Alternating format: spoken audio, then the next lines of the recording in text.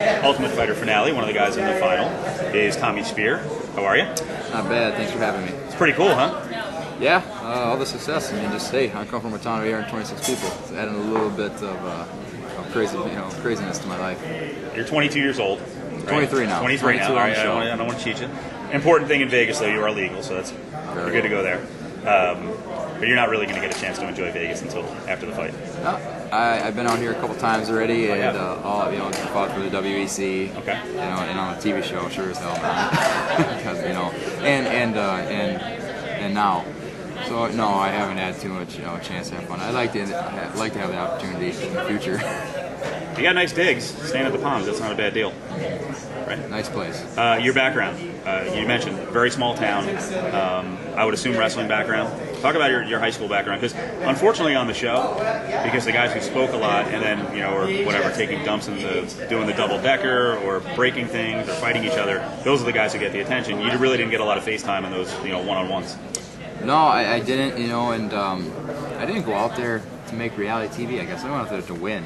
Yeah. And I kind of when I was sitting down for the personal interview meeting to get on the show, I was like, well, why the heck did they put me on the show? I think a great deal of me being on the show was because I'm a minority in the sport. I'm a farmer. Matt Hughes is a coach. I think they were kind of hoping for that for something to show for that on the show. I think that's a big reason why I made it. Were you worried when you went in for auditions that you had to show personality, that you had to be nutty? No, I just was myself. I went in there just nice, casual. Just answer their questions. A lot of it was, questions about Matt Hughes and do you want to be on his team and that kind of stuff. So I mean, it was quite simple. It was short. I mean, 10 minutes of them just trying to get underneath your skin a little bit.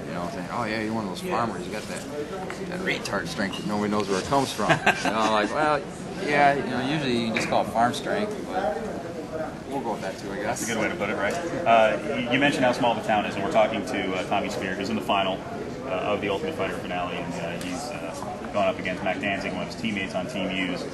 You wrestled in high school, I assume. So how do you make the transition from that, and then, especially in a small town, how do you even get exposed and then get into MMA? Well, my background with wrestling is very brief. I was a basketball player. Really? I played 2 games. I played basketball all the way through high school, my childhood. I played 2 games my senior year in high school, where they convinced me to go off of wrestling. They convinced me to quit and go out. And got off to a rough start. I went 0-5 right away. And I ended up finishing with a winning record of 19-16. I just blew up at the end, and I was one place away from going to state. I think that's probably the best one-year performance out of any wrestler around. Why'd you make the change? Why go from basketball, especially right at the beginning of the season? It came off. I mean, my senior year we won a state championship in football, and it came to me. I said the coaches and everybody said, hey, we had a chance to go to state as a wrestling team. We just need to fill this weight class. Hey, it's another medal for you. All right, let's do it. I was very nervous walking into a new sport. I mean, I haven't started a new sport since the ones I started when I was like 6. Yeah. So, then I went to junior college and played football. That was my biggest sport, football, but I also wrestled. I fell in love with the sport, qualified for nationals. My sophomore year, I got hurt, and I could have redshirted and came back, but that's where I stumbled upon Ultimate Fighting. There was a show in Rochester, Minnesota that I went to with my sister, her boyfriend, and because there was a street fighter from my town fighting there.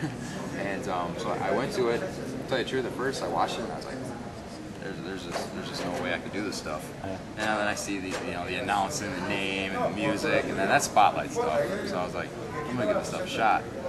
Just one fight after another. Mom was trying to get me to quit the whole time. Yeah. It was okay. That's a pretty big. So they're looking for a little action. Yeah. I'm sure the crew would like them to get a little sauced and. Yeah, and with Rec in the house and that kind of stuff, they don't put us up to it. But they say it's okay. How do you feel about that? Because I watch the people and are like, oh my God, look what they're doing to that house. Now those are mostly females, so I'm sure a lot of guys are like, who cares? It's a free chance to destroy a house. But I kind of defend them in a way. I mean, how many times in your life would you just absolutely trash something and not have to worry about it, clean it up, or pay for it? What we got told at one point from the executive producer, try not to break any windows, and as long as the fire department doesn't have to get called, we're good. So I mean, you say it to yourself. I mean, if they didn't say it to us, anything about the wrecking stuff, they probably would have stopped and said, "Whoa, this is gonna come out of our cut." Right. Yeah. How about this angle though? You mentioned quarterfinals were done. Guys start drinking, they're partying.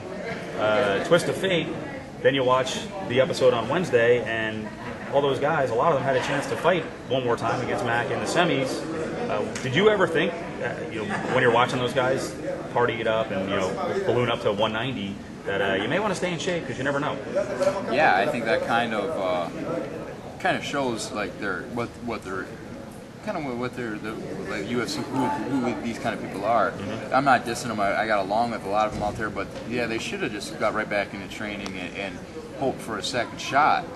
How do you react after a loss? Mm-hmm. I really think they should have stayed on the ball and kept training. If they would have kept training, their weight would have stayed down, and not drinking all the time. Did you watch the episode when he brought Dana White brings in 3 guys before Colosi, and all 3 of them are like half-heartedly, oh yeah, I'll fight. No, I don't want it. I guarantee if I was in that situation, I would have been back up to 190 because that's like my walking weight. So what would you have done? I still would bring it on, bring the cut on. I'm a weight cutting machine, so I don't phase it or anything like that. I would have done it. I would have dealt with it.